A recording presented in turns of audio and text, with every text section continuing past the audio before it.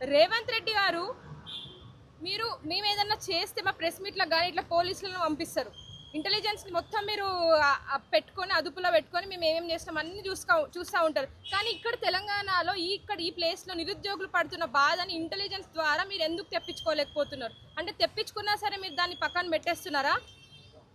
అందుకే మేము ఈరోజు ఈ తెలంగాణని కాపాడుకునే ఒక ఉద్దేశంలో మా నిరుద్యోగ బ్రతుకులను కాపాడుకోవాలనే ఒక ఉద్దేశంతో నిర్ణయించుకుంది ఏంటంటే కాంగ్రెస్ హటావో, రేవంత్ రెడ్డి హటావో, నిరుద్యోగి బచావో అనే నినాదాన్ని గట్టిగా తీసుకోబోతాం.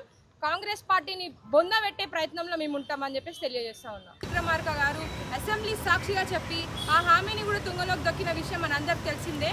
అండ్ 4000 నిరుద్యోగ భృతి ఇస్తామని చెప్పిండు. మళ్ళీ 4000 నిరుద్యోగ భృతి ఎక్కడ పోయింది?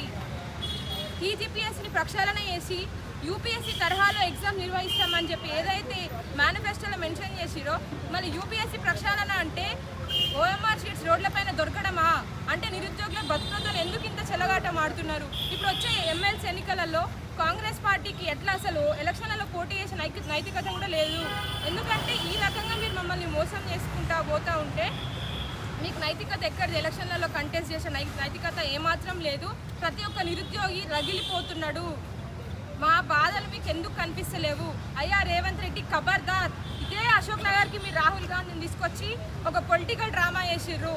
మీరు కూడా రావడం జరిగింది. కాంగ్రెస్ పార్టీ బడా నాయకులు వచ్చి ఈరోజు నిరుద్యోగులు అందరితో ఆ రోజు మభ్యపెట్టి ఓట్ల ప్రచారానికి తీసుకుపోయి కేవలం అది నిరుద్యోగుల వల్ల ఏర్పడ్డ ప్రభుత్వం అని చెప్పేసి స్వయంగా రేవంత్ రెడ్డి గారు పెద్ద సభలలో చెప్పడం జరిగింది. మళ్ళీ అట్లాంటి నిరుద్యోగులకి ఈరోజు రేవంత్ రెడ్డి గారు చేస్తుంది ఏందనేది ఒకసారి మాకు సమాధానం గట్టిగా చెప్పాలి. అండ్ నిరుద్యోగ మిత్రులారా, మీరు ఎవ్వరు కూడా అధైర్యపడొద్దు. ఎందుకంటే మనం కొట్లాడి తెచ్చుకున్నవి తెలంగాణలో ఉద్యోగాలు అనేటివి మన హక్కు. మనం కొట్లాడాలి, కానీ ఆత్మహత్యలు చేసుకోవడం అనేది చాలా తప్పు. ఈ కాంగ్రెస్ పార్టీ ఏర్పాటు అయిన తర్వాత 18 మంది నిరుద్యోగ యువత ఆత్మ బలిదానాలు చేసుకున్నారు. కేవలం ఉద్యోగాలు వస్తలేవని, ఉద్యోగ నోటిఫికేషన్లు వస్తలేవని. మళ్ళీ ఇట్లా రేపటి భవిష్యత్తు అవ్వాల్సిన యువత ఈరోజు ఇట్లా ఆత్మ బలిదానాలు చేసుకుంటా పోతూ ఉంటే మరి తెలంగాణ సమాజం ఎట్టుపోతూ ఉంటుంది. దొంగలని ఉద్యోగాలలో నియమించుకుంటే తెలంగాణ అడ్మినిస్ట్రేషన్ ఏమైపోతూ ఉంటుంది అంటే ఒక దిక్కు గవర్నెన్స్, ఒక దిక్కు గవర్నమెంట్ మొత్తం ఫెయిల్ అయిపోయి తెలంగాణని ఆగం చేయాలని చెప్పేసి రేవంత్ రెడ్డి గారు ఈరోజు కంకణం కట్టుకున్నట్టుగా మాకు చాలా స్పష్టంగా అర్థమవుతా ఉంది. ఖచ్చితంగా కాంగ్రెస్ పార్టీని రాజకీయంగా బొందబెట్టే ప్రయత్నం మేము చేస్తూ ఉన్నాం.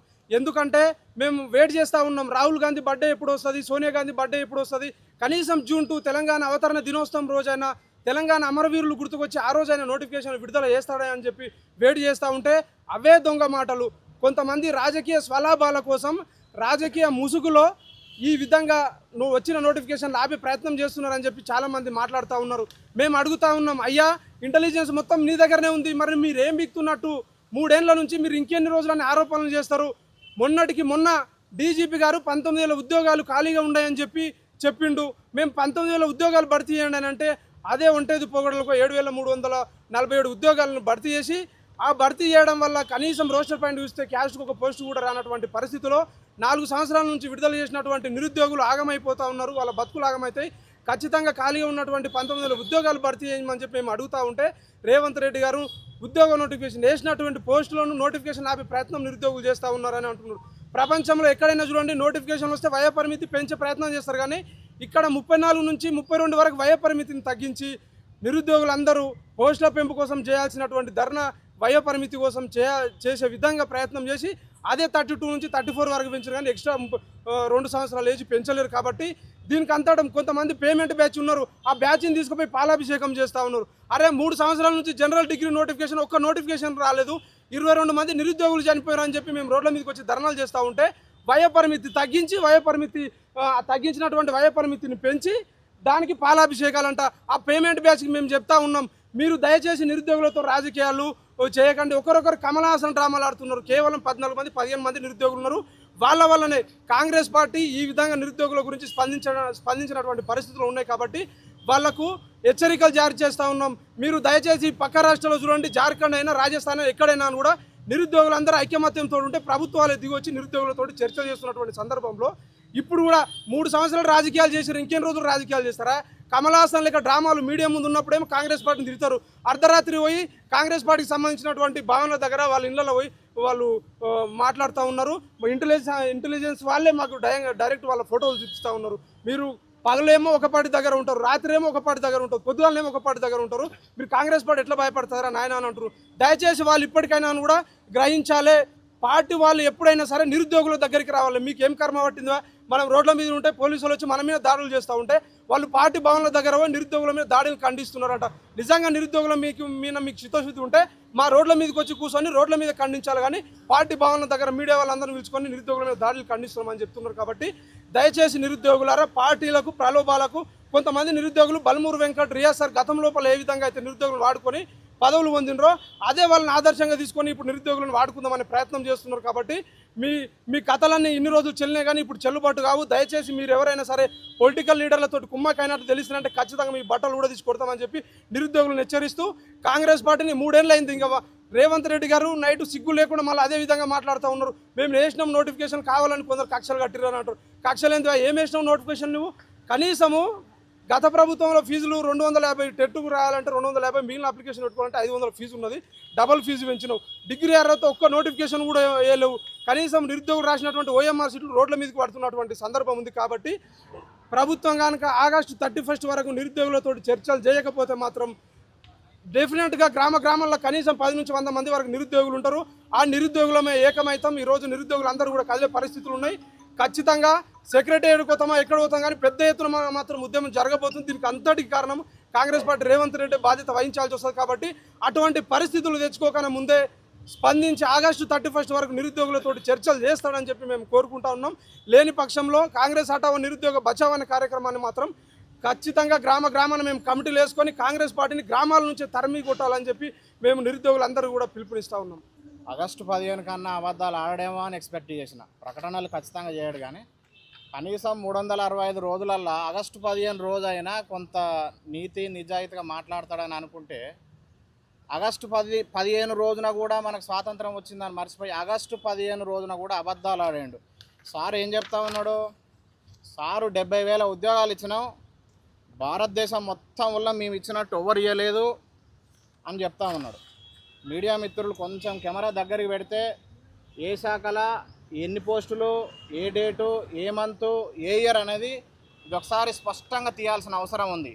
ఎవరికైనా నీతి నిజాయితీ చిత్తశుద్ధి తెలంగాణ రాష్ట్రంలో కానీ తెలంగాణ అసెంబ్లీలో కాంగ్రెస్ పార్టీ ఎవరికైనా ఉంటే నేను చర్చకు సిద్ధంగా ఉన్నాను. రీసెంట్గా అసెంబ్లీకి పోయి మెంబర్ ఆఫ్ లెజిస్లేటివ్ కౌన్సిల్లో కూడా మాట్లాడడం జరిగింది. దీనికి ఈ రాష్ట్రం మొత్తం వల్ల ఏ ముఖ్యమంత్రి కానీ కేంద్ర ఈ క్యాబినెట్ ఎవరైతే ఉన్నారో స్టేట్ క్యాబినెట్ కానీ ఎవరన్నా చర్చ పెట్టాలనుకుంటే పెట్టండి. ఓవరాల్గా తాగి మాట్లాడిన లెక్క మాదిరిన ఊరికే ఓవరాల్గా పబ్లిక్ మీటింగుల్లో మాట్లాడడం కాదు. కాంగ్రెస్ పార్టీ ఎన్నిచ్చింది, బీఆర్ఎస్ పార్టీ ఎన్నిచ్చింది అనేది ఒకసారి ఇది విడతల వారీగా మనకు డేటు, మంతు, ఇయరు, దాంతోపాటు మనకు స్పష్టంగా ఏ శాఖలు ఎన్నిచ్చింది అనేది ఇది. దాని తర్వాత ఏ సంవత్సరంలో ఎన్నిచ్చింది 2022, 2023, 2024, 2025, 2026 కాంగ్రెస్ పార్టీ ఎన్నిచ్చింది. బార్ చాట్లలో మనం పర్సంటేజ్ల వైజ్గా ఎన్నెన్ని శాఖలు ఇచ్చిర్రు, ఏ సంవత్సరంలో ఏ పార్టీ ఎన్ని పోస్టులు ఇచ్చింది అనేది బార్ చాట్లలో తీసుకురావడం అనేది జరిగింది. దాని తర్వాత వీళ్ళు ఈ అంశాలు పెట్టిన తర్వాత ఇది మినిస్ట్రీ వైజ్గా ఏ శాఖలల్లో ఎన్ని ఫిల్ చేసిరు అనేది ఇది మనం ఈ పేపర్ ద్వారా మనం తెలుసుకోవచ్చు. ఇవన్నీ ఎన్నో తీసుకొచ్చినవి కాదు, ఊరికే డిటిపి చాట్ జీపీటీ కొట్టినవి కాదు. టీజీపీఎస్సీ బోర్డు ఇది రాజ్యాంగబద్ధ సంస్థ, రాజ్యాంగబద్ధ సంస్థల నుంచి తీసుకొచ్చినటువంటి అంశాలు. అదేవిధంగా మనం ఈ గమనించినట్లయితే ఇది క్వాలిటేటివ్లీ క్వాంటిటేటివ్లీ పరిమాణాత్మకంగా గుణాత్మకంగా ఏ పార్టీ ఎంత శాతం ఇచ్చిందని భారతదేశం మొత్తంలో ఒక పబ్లిక్ సర్వీస్ కమిషన్ మీద ఇంత క్షుణ్ణంగా ఇంత విశ్లేషణాత్మకంగా ఏ పౌరుడు కూడా ఇంత స్పష్టంగా చెప్పిన పరిస్థితి కూడా ఎక్కడ కూడా లేదు. నేను ఏం డిమాండ్ చేస్తున్నా అంటే ప్రభుత్వానికి చిత్తశుద్ధి ఉంటే, ప్రభుత్వానికి నీతి నిజాయితీగా మీరు 70,000 పోస్టులు ముఖ్యమంత్రి వేసినట్లయితే నా తరహాలో వైట్ పేపర్ రిలీజ్ చేయాలని నేను ప్రశ్నిస్తూ ఉన్నా. కనీసం ఆగస్టు 15 రోజులు కూడా అబద్ధాలు ఆడొద్దు అనేది మళ్ళీ ఒకసారి రిక్వెస్ట్ చేస్తూ ఉన్నాను. దాని తర్వాత లీగల్గా ఏ విధమైనటువంటి సమస్యలు వస్తున్నాయని చెప్పి మన ముఖ్యమంత్రి గారు చెప్తే మనం హైకోర్టు నుంచి జ్యుడిషియరీ సిస్టమ్ నుంచి అసలు టీజీపీఎస్సీ బోర్డు పాత్ర ఏంది, ప్రభుత్వం పాత్ర ఏంది అనేది స్పష్టంగా వివిధ శాఖలలో వచ్చే ఆటంకాలు ఏందని జ్యుడిషియరీ లీగల్ ఇష్యూస్ ఎట్లా ఉన్నాయని చెప్పి ఇక్కడ ఈ అంశాలపైన ఒకసారి గమనిస్తే ఈ బ్యూరోక్రాట్స్ అదేవిధంగా ప్రభుత్వంలో ఉన్నటువంటి మంత్రులు, ముఖ్యమంత్రి వీళ్ళందరూ కూడా గమనించాల్సిన అవసరం ఉంది. అదేవిధంగా జాబ్ క్యాలెండర్ తీసుకొచ్చిండు. ఇది జాబ్లెస్ క్యాలెండర్, ఓన్లీ ప్రకటనలు చేస్తాడు. బట్టి విక్రమార్క గారు పేరు మాత్రం విక్రమార్కుడు అని పెట్టుకుండు. దాంట్లో 1% అన్న దానికి ఏమన్నా సార్థకత ఉన్నదా అని ప్రశ్నిస్తున్నా. దాని తర్వాత మరి ఈ హామీలు ఇచ్చిర్రు, ఇది ప్రియాంక గాంధీ, రాహుల్ గాంధీ వచ్చి ఇచ్చిర్రు. దాంతోపాటు ఇప్పుడు ఎల్లాక చూపించిన అన్నీ కూడా ఇవన్నీ పబ్లిక్ సర్వీస్ కమిషన్, ఇవన్నీ కూడా ఏదో తీసుకొచ్చినాయి కాదు. ఇవన్నీ రాజ్యాంగబద్ధ సంస్థ. ఇండియాలో ఒక్కడు కూడా చేసిన పరిస్థితి లేడు. వీడ సామాన్యంగా ఉన్నారంటే నిరుద్యోగులకు చిత్తశుద్ధి లేదు, లేకపోతే నాలెడ్జ్ లేదు అని కాదు. డిగ్రీ చదవకున్నా, డిగ్రీ పాస్ కాకపోయినా ముఖ్యమంత్రి అయ్యారు. ఈడ నేను 20 వరకు చదువుకున్నా. అభిజిత్ రీసెంట్గా దీప్కే చూసినాం, 25 రోజులలో వచ్చి ఇంత పెద్ద దేశంలో ఆయన ఏం చేయాలనో 25 రోజులలో కథ కంప్లీట్ చేసిండు. ఆడ పార్లమెంట్లో ఒక చట్టం లేదు, ఒక కమిషన్ లేదు, లేకపోతే 2/3 మెజారిటీ లేదు, లేకపోతే 1/3 మెజారిటీ లోక్సభలో లేదు, రాజ్యసభలో లేదు. ఒకసారి చూసినట్టయితే మనం ఒక సెంట్రల్ మినిస్టర్ ఎవరైతే కేంద్ర విద్యాశాఖ మంత్రి ఉన్నారో అతను రిజైన్ చేయడం జరిగింది. ఆయన ఒక అభిజిత్ దీప్కే అనేది నార్మల్ క్యాండిడేట్, ఎంపీ కాదు, ఎమ్మెల్సీ కాదు, ఎమ్మెల్యే కాదు, మినిస్టర్ కాదు, అసలు nothing. Just social media. We are in 21st century. Those who are politicians are thinking next ఎలక్షన్లు వచ్చేటప్పుడు గమనించుకోండి, ఈ ఉపన్యాసాలతోని నెక్స్ట్ ఎలక్షన్లో మీ ఆటలు సాగవు అనేది ఈ అభిజిత్ దీప్కే ఏ విధంగానైతే చర్యలు తీసుకుండో అది మీ యొక్క హెచ్చరిక. నెక్స్ట్ తెలంగాణలో కూడా ఆ తరహాలో జరుగుతుంది. భవిష్యత్తులో రేపు వచ్చే గ్రాడ్యుయేషన్ ఎమ్మెల్సీ, అదేవిధంగా జిహెచ్ఎంసీ, అదేవిధంగా లోకల్ బాడీ ఎలక్షన్లలో ఎక్కడైతే ఈ లోకల్ బాడీ ఎంపీటీసీ ఇవన్నీ కూడా ఉన్నాయి, జిహెచ్ఎంసీ ఎలక్షన్లు ఉన్నాయి, ఎస్పెషల్లీ ఈ గ్రాడ్యుయేట్ ఎలక్షన్స్ ఉన్నాయి. సో దానికి తగిన బుద్ధి చెప్తాం అనేది ప్రధాన ఉద్దేశం. ఇవన్నీ కూడా నేను చూపించినట్టు మీదే ప్రభుత్వం కదా, బ్యూరోక్రాట్స్ మీ వాళ్ళే ఎవరు కదా, టీజీపీఎస్సీ బోర్డులో మీ వాళ్ళే ఉన్నారు కదా, రేపు తీసుకొచ్చి చర్చ పెట్టండి, నా మాదిరిన చూపించండి. గతం నుంచి కూడా చూపిస్తున్నా, మనం ఏదన్నా మాట్లాడుతున్నప్పుడు ఆధారం ఉండాలి, ఇంకొని మీద ఆరోపణ చేస్తున్నప్పుడు దమ్ము ఉండాలి. దమ్ము లేకపోతే చెదరు కప్పుకొని ఇట్లా వండుకోవాలి. ఉపన్యాసాలు ఇస్తే nobody is going to tell what you wanted to tell. That everybody has idea, everybody has reservoir of knowledge. They are not people like here as you told that. మీకు ఎవరో వాట్సాప్లో కింద ఉన్నోడు రాసిస్తే రేపు మీటింగ్ ఉందంటే ఆడ ఉపన్యాసాలు ఇచ్చేటోడు ఇవ్వలేడు. సో ఇంత క్లియర్గా చెప్పినాం. దాని తర్వాత రెండో అంశానికి వస్తే మనల్ని 30 నెలలకు 3 నెలలకు ఒక రీజన్ పెట్టుకోరు. ఫస్ట్ ప్రభుత్వం వచ్చినాక ఏంది మరి ఉద్యోగాలు వేసే పరిస్థితి లేదంటే ఫస్ట్ 3 నెలలు వచ్చింది ఏంది, కొత్త ప్రభుత్వం అధికారంతో సమన్వయం కావాలని చెప్పి 3 నెలలు ఒక కారణంతో చెప్పిండు. మరి రెండోసారి ఏం సార్ అని మరి నోటిఫికేషన్ ఇప్పటి కూడా వేయలేదా అంటే ఎస్సీ రిజర్వేషన్ రావాలి, ఎస్సీ రిజర్వేషన్ అయిపోయినాక నోటిఫికేషన్లు అన్నాడు. దాని తర్వాత బీసీ రిజర్వేషన్ తీసుకొచ్చి బీసీ రిజర్వేషన్ ఉంది, బీసీ రిజర్వేషన్ అయిపోగానే నోటిఫికేషన్లు అన్నాడు. మరి ఆ బీసీ రిజర్వేషన్లు అయిపోయినాక సార్ మేము ఒక 2-3 ఏళ్ళ నుంచి హాస్టళ్లలో ఫీజులు కట్టలేక భరించలేకపోతున్నాం అని చెప్పి తిరిగితే అరే స్థానిక ఎలక్షన్లు ఉన్నాయి, స్థానిక ఎలక్షన్లు పోగానే నోటిఫికేషన్ అన్నాడు. దాని తర్వాత మళ్ళీ స్థానిక ఎలక్షన్లు అయిపోయినాక మరి ఏంది పరిస్థితి అంటే సిలబస్ కమిటీ చేసినాం, సిలబస్ కమిటీ మార్చాలా అని చెప్పి అలా ఒక 3 నెలలు సమర్పయామి అనిపించారు. దాని తర్వాత శాంతికుమారి కమిటీ నివేదిక అని చెప్పి శాంతికుమారి ఫార్మర్ సిఎస్గా పనిచేసిన మేడం అధ్యక్షతన తీసుకొచ్చారు. ఆ కమిటీ నివేదికలు ఎక్కడ పోయినా దాని తర్వాత వివిధ శాఖల ఖాళీలను భర్తీ చేసి ప్రభుత్వానికి నివేదికలు సమర్పించాలంటే 3 సంవత్సరాల నుంచి అది ఇంకా కూడా ప్రాసెస్ అనేది జరుగుతూ ఉన్నది. దాని తర్వాత టీజీపీఎస్సీ సంస్కరణలు అని చెప్పారు. దాని తర్వాత జాబ్ క్యాలెండర్ అని చెప్పారు. ఇక మళ్ళీ సిపాయిలు వీళ్ళు ₹1 బేడకు రాజకీయాలు చేసుకుంటాడు. వీళ్ళు ప్రింట్ మీడియాలో, ఎలక్ట్రానిక్ మీడియాలో ఇదిగో ఫారెస్ట్ బీట్ ఆఫీసర్, ఇదిగో జెన్కో, ఇక్కడ చూస్తే గ్రూప్ 1, ఇక్కడ చూస్తే గ్రూప్ 2 అని ఈ అన్ని చిల్లర మాటలు మానుకుంటే బాగుంటుంది. ఇంత స్పష్టంగా ఇండియాలో కానీ ఇక్కడ కానీ ఎవడన్నా మాట్లాడేటోడు ఉంటే దమ్ముంటే అది క్యాబినెట్ నుంచి ఒక మినిస్టర్ అయినా ఇంత చిత్తశుద్ధితో పేపర్తో ఓవరాల్గా మాట్లాడాలంటే నథింగ్. నీకు దమ్ముంటే పేపర్లు తీసుకొని రావాలి. దాని తర్వాత మొదటి సంవత్సరంలో 2 లక్షల ఉద్యోగాలు అని చెప్పి వాళ్ళు మనకు జాబ్ క్యాలెండర్లు చెప్పారు. ప్రధానమైన అంశాలు ఏంటి ఇక్కడ, మొదటి ఏడాదిలోనే 2 లక్షల ప్రభుత్వ ఉద్యోగాలు భర్తీ చేస్తామని చెప్పారు. అది కాల. ఎందుకు చెప్తున్నంటే మాట తప్పని మడమ తిప్పని కాంగ్రెస్ ఎవరైతే సోనియా గాంధీ కుటుంబం వాళ్ళు చెప్పి రాహుల్ గాంధీ, ప్రియాంక గాంధీ వాళ్ళు మాట తప్పరు, మడమ తిప్పరు అని చెప్పారు. నేనేం ప్రశ్నిస్తా ఉన్నా అంటే మొదటి ఏడాదిలోనే 2 లక్షల ప్రభుత్వ ఉద్యోగాలు భర్తీ చేస్తా అని చెప్పారు. ఇది మాట తప్పలేదా అని నేను ప్రశ్నిస్తున్నా. మొదటి ఏడాదిలోనే SC ST BC minority backlog పోస్టులను భర్తీ చేస్తా అని చెప్పారు. ఇది మాట తప్పలేదా, మడమ తిప్పలేదా అని ప్రశ్నిస్తున్నా. ప్రతి ఏడాది జూన్ 2 నాటికి అన్ని శాఖల ఖాళీలతో జాబ్ క్యాలెండర్ ప్రకటించి సెప్టెంబర్ 17 లోపు నియామకాలు భర్తీ చేయాలన్నారు. 3 జూన్లు పోయినాయి. మరి ఇది మాట తప్పడం కాదా అని చెప్తున్నా. నిరుద్యోగ యువతకు ఉపాధి అవకాశాలు కల్పించేంత వరకు ప్రతి నెల 4,000 నిరుద్యోగ భృతి చెల్లిస్తామని చెప్పారు. ఇది మాట తప్పడం కాదా అని ప్రశ్నిస్తున్నా. టీజీపీఎస్సీ ప్రత్యేక చట్టంతో కేరళ పబ్లిక్ సర్వీస్ కమిషన్ అని చెప్పి ఇవన్నీ కూడా తీసుకొచ్చి Kerala public service commission UPSC తరహాలో తెలంగాణలో భారతదేశంలో ఎక్కడ కూడా లేనటువంటి టెక్నాలజీని వాడి ఎగ్జామ్స్ పెడతా అని చెప్పారు. మరి ఈరోజు ఎందుకు అదంతా తప్పిందని చెప్పి ప్రశ్నిస్తూ ఉన్నాను. స్కూటీలు ఇస్తా అని చెప్పినటువంటి వ్యక్తి ఇది అన్ని మాట తప్పడం కాదా అని చెప్తున్నా. మహిళలకు స్కూటీలని, సెంట్రల్ లైబ్రరీలో చదువుతున్న విద్యార్థులకు అల్పాహారం, బ్రేక్ఫాస్ట్ మరియు స్టడీ మెటీరియల్ ఇస్తా అని చెప్పినటువంటి ముఖ్యమంత్రి గారు ఇది మాట తప్పడం కాదా అని చెప్తున్నా. ఉప ముఖ్యమంత్రి మల్లు భట్టి విక్రమార్క గారు శాసనసభలో ప్రకటించినటువంటి జాబ్ క్యాలెండర్ ఎందుకు అమల్లోకి రాలేదు, ఇది మాట తప్పడం కాదా అని ఇవన్నీ మాట తప్పడము, మడమ తిప్పము, ఈ సినిమా డైలాగులు అనేది సినిమాలో నడుస్తాయి. We are in politics, you should do like democratic politics, not దగా పాలిటిక్స్. మెగా డిఎస్సి కాదా అని ప్రశ్నిస్తున్నా. యూపీఎస్సీ తరహా నియామకామాన్ని కేరళ పబ్లిక్ సర్వీస్ కమిషన్ మోడల్లో పెడతామని చెప్పి ఢిల్లీకి పోయి యూపీఎస్సీ వాళ్ళ బోర్డు చైర్మన్ కలిసి, కేరళ పబ్లిక్ సర్వీస్ చైర్మన్ కలిసి పబ్లిక్ ధనాన్ని వృధా చేసి అక్కడ ఉన్న తెలివితేటలు ఎందుకు ఇంప్లిమెంట్ చేయట్లేరని నేను ప్రశ్నిస్తూ ఉన్నా. రాజీవ్ యువ వికాసం అనేది అది మీ సేవ అప్లికేషన్లకు పరిమితం కాలేదా అని ప్రశ్నిస్తున్నా. టీజీపీఎస్సీ బోర్డు సంస్కరణ అనేది అవన్నీ కూడా ఉపన్యాసాలకు పరిమితం కాలేదా అని ప్రశ్నిస్తున్నా. ఎన్నికల సమయంలో అశోక్ నగర్కి వచ్చిన రాహుల్ గాంధీ ఇక్కడ విద్యార్థులకు ఇచ్చినటువంటి హామీల కోసం సోషల్ మీడియా, ఎలక్ట్రానిక్ మీడియాకు ఈ ఉపన్యాసాల కోసం చేసినవి కాదా అని నేను ప్రశ్నిస్తున్నా. అదేవిధంగా సరూర్ నగర్లో ప్రియాంక గాంధీ విద్యార్థులకు వచ్చి నిరుద్యోగ యువతకు ఇచ్చిన హామీలు కేవలం ప్రకటనలకే పరిమితం అయినాయి అని చెప్పి ఇవన్నీ కూడా మాయమాటలు కాదా అని చెప్తా ఉన్నా. కాంగ్రెస్ ప్రభుత్వం అధికారంలోకి వచ్చినాక 20 పైసలకు నిరుద్యోగులు చచ్చిపోతే ఎక్కడ కూడా ప్రభుత్వం నుంచి లేకపోతే మంత్రిమండలి నుంచి ఒక్కరు వచ్చిన పరిస్థితి లేదు. అదేవిధంగా ప్రధానంగా ఈ 2.5 సంవత్సరాలలో మనం గమనించినట్లే ముఖ్యమంత్రి గారు ఇంతవరకు కూడా ఏ రోజు కూడా నిరుద్యోగులతో చర్చ పెట్టాలి అని చెప్పి ఎక్కడ కూడా చేసే ప్రయత్నం లేదు.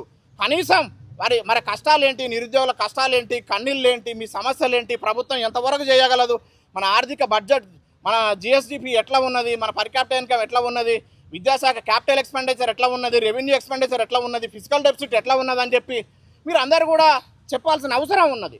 ఇవన్నీ పక్కన పెట్టి మేమేదో ఉపన్యాసాలు ఇస్తున్నాం. నిన్న కనీసం అసలు ఇట్ ఈస్ షేమ్ఫుల్. ఆగస్టు 15కి అబద్ధాలు ఆడడం అనేది చాలా వేదనకు గురి చేసింది నాకు. కనీసం ఆ రోజైనా కొంచెం నిజాలు మాట్లాడితే ఆ తెలంగాణకు కొంత విలువగా ఉండేదనేది ప్రధాన ఉద్దేశం. సో ఫైనల్గా సమ్మరీ ఏంటంటే ఇవన్నీ కూడా నేను ఏ విధంగా చూపించున్నా ముఖ్యమంత్రి గారు చూపించగలరా, కాంగ్రెస్ పార్టీ చూపించగలదా? ఈరోజు స్టేట్లో నిరుద్యోగులు అందరూ కూడా గందరగోళానికి గురవుతూ ఉన్నారు. ఏ నోటిఫికేషన్ వస్తుందో తెలియదు, ఎన్ని పోస్టులు వస్తాయో తెలియదు, ఏ శాఖలు వస్తాయో తెలియదు, ఎప్పుడు వస్తుందో తెలియదు. సో దయచేసి ఇవన్నీ కూడా ఏ శాఖల ఎప్పుడు, ఏ గ్రూప్ 1 ఎప్పుడు, గ్రూప్ 2 ఎప్పుడు, విద్యాశాఖల ఏ మోడల్ స్కూళ్ళు, గురుకులాలు, జేఎల్లు, డిఎల్లు ఇవన్నీ కూడా ఒక ప్రకటన చేయాలి. టీజీపీఎస్సీ బోర్డు చైర్మన్ అదేవిధంగా ప్రభుత్వం నుంచి ప్రకటన చేసి వీళ్ళు గందరగోళానికి గురి కాకుండా ఫీజులు కూడా తక్కువ చేసుకోవాలి. 1000 మంది అంటే దగ్గర ఇదే 100 కోట్లు అవుతుంది.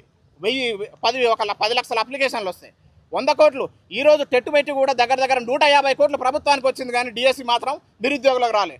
అంటే నిరుద్యోగులు ప్రభుత్వానికి హెల్ప్ చేస్తురా, ప్రభుత్వం సంక్షేమం కోసం వీళ్ళు హెల్ప్ చేస్తురా అనేది కూడా గమనించాల్సిన అంశాలు. సో ఫైనల్గా ఏంటంటే దయచేసి ఇప్పటికైనా వేగిరనే 3 సంవత్సరాలు అయిపోయింది. చేయకపోతే మాత్రం భవిష్యత్తులో రేపు వచ్చే ఎలక్షన్లు ఏ విధంగా ఢిల్లీలో జంతర్ మంతర్లో ఏ 2/3 ఏ 1/3 ఏ లోక్సభ, రాజ్యసభ, పార్లమెంటు ఏ విధంగా లేకుండా ఏ విధంగా రాజీనామా చేసినామో ఈ ప్రభుత్వానికి తగిన బుద్ధి చెప్పి ఏ ఒక్కరి దగ్గర కూడా మీకు ఎమ్మెల్సీలో కానీ ఎక్కడ కానీ డిపాజిట్లు వచ్చే పరిస్థితి ఉన్నదని హెచ్చరిక చేస్తూ వాళ్ళందరూ కూడా క్రమ పద్ధతిలో నోటిఫికేషన్లు వేయాలనేది విజ్ఞప్తి చేస్తున్నాం. తెలంగాణ రాష్ట్రంలో కాంగ్రెస్ ప్రభుత్వం ఏర్పడి 3 సంవత్సరాలు అవుతుంది. ఈ 3 సంవత్సరాల నుంచి ఇక్కడున్న మేమే విద్యార్థులను, నిరుద్యోగులు మొత్తం 3 సంవత్సరాల నుంచి కాంగ్రెస్ ప్రభుత్వంలో ప్రశ్నించడంలో, కాంగ్రెస్ ప్రభుత్వంలో అడగడంలో, ఉద్యోగ నోటిఫికేషన్ వేయించడంలో కీలకంగా పనిచేసి ఇవాళ మా యుద్ధం ఒంటరిదైనా పర్లేదు కానీ పేద ఆర్టిస్ట్కి మాత్రం మారబోదు.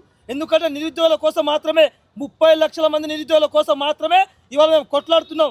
జనరల్ నోటిఫికేషన్ కావచ్చు, గ్రూప్ 1 కావచ్చు, గ్రూప్ 2 కావచ్చు, గ్రూప్ 3 కావచ్చు, గ్రూప్ 4 కావచ్చు, మెగా డిఎస్సి కావచ్చు, జీవో నంబర్ 46 రద్దు గురించి కావచ్చు, అనేక రకాల పోస్టుల గురించి మేము మాట్లాడుతున్నాం. ఈ కాంగ్రెస్ ప్రభుత్వాన్ని గద్దె దింపే కోసం మేము పోరాడుతున్నాం. ఎందుకు మేము అడుగుతున్నాం అంటే ఇప్పటిదాకా ఉద్యోగ నోటిఫికేషన్ ఇచ్చి ఉంటే ఈ రాష్ట్ర ప్రభుత్వంలో ఈ కాంగ్రెస్ ప్రభుత్వంలో ఎందుకు 22 మంది నిరుద్యోగులు చనిపోయారు? మీరు ఉద్యోగ నోటిఫికేషన్ ఇచ్చారు కదా, మరి ఎందుకు నిరుద్యోగులు అనేటువంటిది ఇవాళ నేల రాలిండ్రు? ఒక తల్లి పొద్దున లేస్తే సాయంత్రం వరకు కష్టపడి 100-300 కష్టపడి కడుపు మార్చుకొని రూపాయి కూడబెట్టుకొని ఆ కొడుకుని సాధిపించి అశోక్ నగర్కో లేకపోతే దిల్సుఖ్ నగర్కో ఉస్మానియాకు పంపి చదివిస్తుంటే ఈ ప్రభుత్వం మాత్రం ఆ విద్యార్థిని చంపుకొని తింటున్నటువంటి ఈ రేవంత్ రెడ్డి మేము తెలియజేస్తా ఉన్నాం. ఎవరైతే రాజకీయ ముసుగులో ఇవాళ నిరుద్యోగ పక్షాన కొట్లాడకుండా స్వార్థం కోసం స్వలాభం కోసం డబ్బుల కోసం ఇవాళ ఉద్యమాన్ని మొత్తం తప్పుదారి పట్టిస్తున్న కొంతమంది పేడ్ బట్ ఆర్చులు చెప్తా ఉన్నాం. మేము కొట్లాడతలేము. 30 లక్షల మంది నిరుద్యోగుల కోసం, వాళ్ళ భవిష్యత్తు కోసం, వాళ్ళ ఉద్యోగాల నోటిఫికేషన్ కోసం ఈ ప్రభుత్వం మేము కొట్లాడతాం. రేవంత్ రెడ్డి మా పైన 100 కేసులు పెట్టినా లేకపోతే అనేక రకాల అరెస్టులు చేపించినా ఏం చేసినా మేము ఇవాళ సిద్ధంగా ఉన్నాం. ఇక్కడ ఉన్న వాళ్ళు చాలామంది కూడా ఇవాళ విద్యార్థులకు ఉద్యోగ నోటిఫికేషన్ ఇవ్వడానికి కోసం మేము ముందుకు వచ్చినాం. కాబట్టి మాకు ఇలా బాధ అనిపిస్తూ ఉంది. తెలంగాణ రాష్ట్రం ఇంత అబద్ధాలు మాట్లాడుతుంటే, తెలంగాణ రాష్ట్రం ఇంత దిగజారి మాట్లాడుతుంటే, ఒక ముఖ్యమంత్రి స్థాయిలో ఉన్న రేవంత్ రెడ్డి కూడా ఇవాళ తెలంగాణ రాష్ట్ర భవిష్యత్తులో ఉన్న నిరుద్యోగుల గురించి అబద్ధపు హామీలతోటి 40,000 మళ్ళీ ఇస్తామని చెప్పి ఇవాళ ప్రగల్భాలు పలుకుతూ ఉంటే ఇవాళ బాధ అనిపిస్తుంది. కాబట్టి ఇవాళ మేము ఒకటే చెప్తా ఉన్నాం, కాంగ్రెస్ ప్రభుత్వాన్ని తెలంగాణ రాష్ట్రంలో బరాబర్ జీరో బడ్జెట్ తీసుకొస్తాం. ఎందుకంటే ఒక్క సీట్ కూడా గెలవనివ్వం. తెలంగాణ రాష్ట్రం మొత్తం విప్లవం సృష్టిస్తాం. తెలంగాణ రాష్ట్రంలో కాంగ్రెస్ ప్రభుత్వాన్ని బొంద పెట్టే విధంగా మేము ముందుకెళ్తాం. అందుకోసమే తక్షణమే రాష్ట్ర ప్రభుత్వానికి ఉన్న రేవంత్ రెడ్డి గారు ముఖ్యమంత్రి పదవికి రాజీనామా చేసి తెలంగాణ అమరవీరుల స్తూపం దగ్గర ముక్కు నేలకు రాసి తప్పైపోయింది, మళ్ళొకసారి నేను ఇలా తప్పు జరగని చెప్పి తెలంగాణ రాష్ట్రంలో ఉన్న ముఖ్యమంత్రి రాజీనామా చేసేంత వరకు కూడా మేము కొట్లాడుతూ ఇది చేస్తా ఉన్నాం. ఈ దేశంలో కేంద్ర ప్రభుత్వమే తల వంచింది. అభిజిత్ 25 రోజుల్లో కేంద్ర ప్రభుత్వం మెడలు వంచి ఈ రాష్ట్రంలో ఈ దేశంలో ఒక విప్లవాన్ని సృష్టించుడు. అది విప్లవం కాదు, నేను ఉద్యమం అంటా అన్న. ఈ రాష్ట్రంలో అయ్యా రేవంత్ రెడ్డి, నీకు దమ్ముంటే, నీకు చిత్తశుద్ధి ఉంటే నువ్వు ఏం నోటిఫికేషన్ వేసినావు? 70,000 ఉద్యోగాలు నువ్వు వేయలే. గత ప్రభుత్వము దాని పేరేం పేరు అంటే అది బీఆర్ఎస్ ప్రభుత్వం కాదు, బూర్జువా ప్రభుత్వము వేసిన నోటిఫికేషన్లని నువ్వు ఫిల్ చేసినావు అంతే. దాన్ని నువ్వు ఎవరికో పుట్టిన బిడ్డని నాకు పుట్టిందని చెప్పుకున్న ఒక దౌర్భాగ్య ముఖ్యమంత్రి నువ్వు ఈ రాష్ట్రంలో. రేవంత్ రెడ్డిని నువ్వు ఏం చెప్తున్నావు? బిడ్డ నువ్వు రేపు 2 ఎమ్మెల్సీల్లో ఎట్టకేస్తావో చూస్తా. ఆ సామగాడు కానీ, ఆ బల్మూరు కానీ, ఆ కోదండరాం కానీ, ఆ వాడెవడైతే ఉన్నాడో ఒక్కొక్కని బట్టలు చింపి రేపు మేము అడ్డుకుంటాం. మీకు ఎక్కువ నకరాలు అవుతా ఉన్నాయి. ఏం తెలంగాణ అంటే ఉద్యమాల గడ్డ. మేము నేర్పినాం ఉద్యమాలు, భారతదేశానికే నేర్పినాం. తెలంగాణ సాధించుకున్నటువంటి వ్యక్తులం మేము. కానీ నువ్వు ఏం చేస్తున్నావు? ఈ రాష్ట్రంలో ఒక అబద్ధాలు మాటలు మాట్లాడుతూ అబద్ధ రాజకీయాలు చేస్తూ డైవర్షన్ పాలిటిక్స్ 3 నెలలకు ఒకటి తీసుకొస్తావు. మళ్ళీ ఇది పోతే అది అని ఏదో కప్పిపుచ్చే మాటలు మాట్లాడుతున్నావు. నిరుద్యోగి ఊకుంటాడేమో. 30 లక్షల మంది నిరుద్యోగులను నీ ప్రభుత్వాన్ని ఏర్పాటు చేసినాం. మా కడుపు మాడింది కాబట్టి నీ మీద తిరుగుబాటు చేసినాం. నిరుద్యోగ తిరుగుబాటు నీ మీద నడుస్తూ ఉంది. ఇక చూసుకో బిడ్డ, నువ్వు ఉంటావా ఈ రాష్ట్రంలో? మేము ఉంటావా? నువ్వు చదువుకొని ఈ 6-5 అన్నదమ్ములు ఈ రాష్ట్రం విడిచి వెళ్ళిపోవాలి బిడ్డ. మీరు లక్షల కోట్ల అవినీతి చేస్తా అంటారు, భూములు దోసుకుంటా అంటారు, అన్నీ భరిస్తా అన్నాం. ఈ దేశంలో కేంద్ర ప్రభుత్వం నరేంద్ర మోడీ ఏం చేస్తున్నాడు? భూ సంస్కరణలు తెచ్చిండా? ఏది చేస్తలేడు. విద్యా వైద్యం ఏమైనా చేస్తుండా? ఏం చేస్తలేడు. నేను చెప్తా అన్నా, ఈ రాష్ట్ర ప్రభుత్వాన్ని డిమాండ్ చేస్తున్నా, నీకు చిత్తశుద్ధి ఉంటే రేపు నీ 70,000 ఉద్యోగాలు కాదు, 1,68,742 ఉద్యోగాలు అన్ని శాఖల్లో ఖాళీ ఉన్నాయి. అన్ని శాఖల్లో ఖాళీ ఉన్నటువంటి ఉద్యోగాలన్నీ మీరు భర్తీ చేయాలి. లేదంటే ఖబర్దార్ రేవంత్ రెడ్డి. ఒకే మాట చెప్తా ఉన్నాం. వాడు పొంగులేటి వాడు 10,954 ఉద్యోగాలు 2024లో సంక్రాంతి భర్తీ చేస్తానడా? వాడు ఏం మాట్లాడుతాడు? 5,010 ఉద్యోగాలని మాజీ ఉద్యోగం ఉన్నోనికి ఉద్యోగం ఇచ్చిన ఒక దౌర్భాగ్యుడు వాడు. మరి మిగిలిన 5,944 జీపీఓ పోస్టులని ఎవరికి అమ్ముకుందామని దాచిపెట్టిన బిడ్డ. ఖబర్దార్ బిడ్డ, రేపు మేము బరాబర్ ఉద్యమం చేస్తాము. ఎవ్వడు ఏమనుకున్నా రేపు 2 ఎమ్మెల్సీల్లో అవసరమైతే నిరుద్యోగులను నిలబడతాం. ఖబర్దార్ రేవంత్ రెడ్డి, నీ అంత చూస్తాం. మేము ఎవ్వరిని కూడా గెలవనీయం. గుర్తుపెట్టుకోండి, మా నిరుద్యోగుల సమస్యల మీద నిరుద్యోగులతోటి మాతోటి అవసరం లేదు చర్చ చేయమంటున్నా. అందరితోటి, మా యొక్క కాశీనాథ్ తోటి కానీ, కయ్య వెంకటేష్ తోటి కానీ, ఝాన్సీ తోటి మాతోటి చర్చ చేయమని మేము అంటలేము. నిరుద్యోగులతో చర్చలు చేయండి, చర్చలు చేసి సమస్యల్ని పరిష్కరించండి. అరే కేంద్ర ప్రభుత్వమే చర్చలు చేస్తుంది ఆ నిరుద్యోగులతోటి, మీరేంది మీరంత పెద్ద ఆకాశం దిగొచ్చిర్రా ఈ రాష్ట్రానికి? చెప్తా అన్నాం, బరాబర్ చెప్తున్నాం. కాంగ్రెస్ హటావో నిరుద్యోగి బచావో అనే ఉద్యమానికి మేము తెరలేపుతున్నాం. గ్రామాన కయ్య వెంకటేష్ ఆధ్వర్యంలో మహబూబ్నగర్లో కానీ నల్లగొండలో కానీ ఉమ్మడి అన్ని జిల్లాల్లో మేము తిరుగుతాం. ఖబర్దార్ రేవంత్ రెడ్డి, మా నిరుద్యోగుల సమస్యల మీద మీరు తక్షణమే చర్చలు చేయాలి అంటే ఖబర్దార్. కాంగ్రెస్ హటావో నిరుద్యోగి బచావో ఇదే నినాదం ఎందుకు తీసుకువస్తున్నామంటే 3 సంవత్సరాలు అయింది. ఒక్క జనరల్ నోటిఫికేషన్ అయినా నిన్న వచ్చిన SIPC వాళ్ళే తగ్గిస్తారు, ఏజ్ వాళ్ళే పెంచుతారు. నిరుద్యోగులు 15-30 లక్షల మంది నిరుద్యోగులు ఉన్నారు అంటే ఇంకా ఇప్పుడు ఏమైందంటే 60 లక్షల నిరుద్యోగుల్ని వీళ్ళే చేస్తూ ఉన్నారు. ఎట్లా? ఏజ్ పెంచుతూ ఉన్నారు, తగ్గిస్తూ ఉన్నారు. దాంట్లో ఏమవుతుందంటే SIPC నోటిఫికేషన్లో మాకు కావాల్సింది 19,000, కాగ్ లెక్కల ప్రకారం చూసుకుంటే 34,000 ఖాళీలు ఉన్నాయి. కాగే చెప్పినప్పుడు నీకు బాధ ఏంది? నిన్న పోయి నువ్వు ఏం చెప్తా ఉన్నావు? మీకోసం ఖాళీలు రెడీగా ఉన్నాయి, మీరు చదువుకోండి అంట. ఆ ఖాళీలే ఇప్పుడు ఇస్తే ఏమవుతుంది అని రేవంత్ రెడ్డికి మేము అడుగుతూ ఉన్నాం.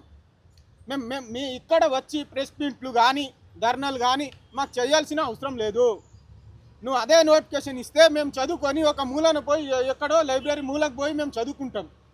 మాకేం అవసరం ఉంది? అయ్యా రేవంత్ రెడ్డి గారు, మీకు ఒకటే అడుగుతూ ఉన్నాం. నీకు తెలుసు, నిన్ననే ఒక మాట అన్నారు మీరు, రేవంత్ అన్న అని చెప్తే నేను నోటిఫికేషన్ ఇచ్చేస్తా మీకు. ఇన్ని ఎందుకు అబద్ధపు మాటలు మాట్లాడుతూ ఉన్నారు? ఒక సీఎం కుర్చీలో కూర్చొని మీరు అబద్ధపు మాటలు మాట్లాడుతూ ఉన్నారు.